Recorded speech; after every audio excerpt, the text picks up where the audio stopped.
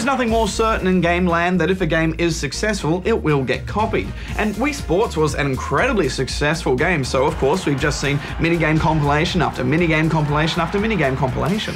And unfortunately, most of these games have been at best dull and at worst unplayable. The industry does have a name for these sorts of games: shovelware.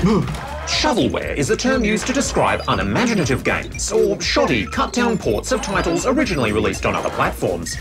I feel sorry for the consoles that have to run them. Games Island Oops is the latest minigame compilation, featuring 100 minigames to keep you waggling into your heart's content. The games range from the creative to the straight-up weird.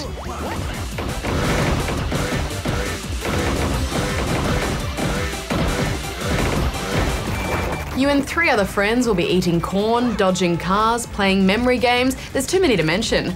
Some of them are quite fun, but others are not, and I guess that's to be expected with so many to choose from.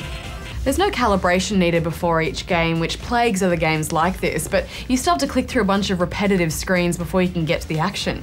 I think I like the balance games the most, Hex. I wish it was presented a bit more like WarioWare though, which is another minigame collection, but you get to the action a lot quicker. It does take a lot of cues from Mario Party actually, in the board game especially, where you roll the dice to move along, avoiding obstacles, and also occasionally getting thrown into a match with everybody.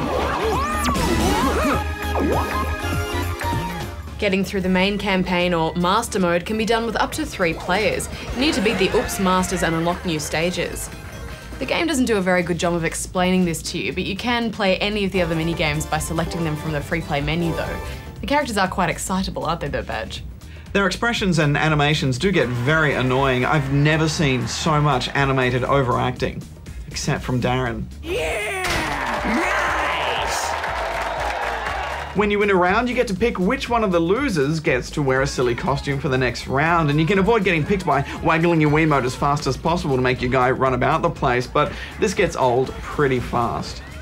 Hex, I think this would be okay for families, maybe to play together or introduce someone who's new to gaming, but many of the parts of this game suffer because of the sheer quantity of games. For example, it's quite an ugly looking game, and I found after half an hour I just stopped having fun with this, so I'm giving it 5 out of 10 rubber chickens.